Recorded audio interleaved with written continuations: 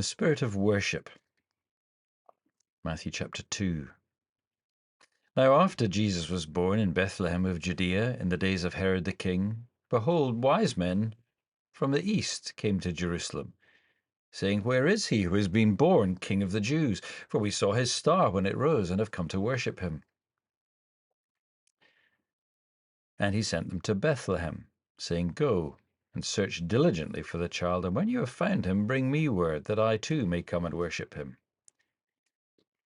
And going to the house, they saw the child with Mary his mother, and they fell down and worshipped him.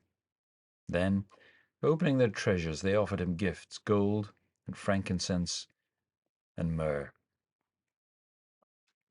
The uncertainties and confusions that surround us on all sides don't grow any less, but increase to ominous proportions.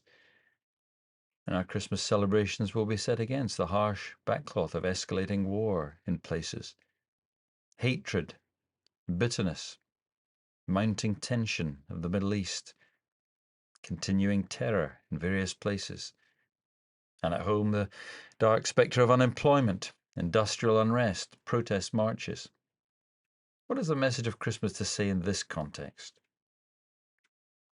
William Temple, the late Archbishop of Canterbury, once said, This world can be saved from political chaos and collapse by one thing only, and that is worship.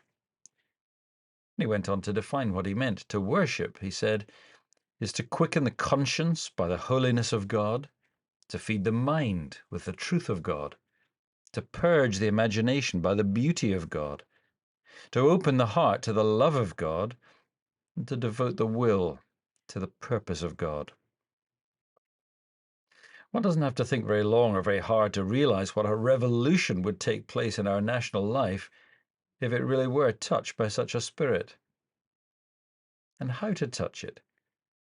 Except by the presence of a worshipping people within the nation, bearing witness to a new way amidst all the cynicism and disillusionment of our society today. Let us worship then this Christmas time.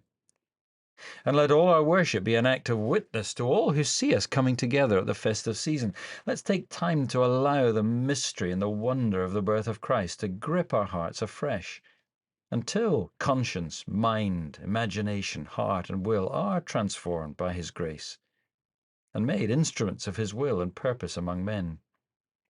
Great is the mystery of godliness. God was manifest in the flesh, says Paul in 1 Timothy 3:16. This is where we begin, not merely in the story of Bethlehem, but in its theology. To meditate here and think this through will make us fall on our knees in lowly adoration and worship.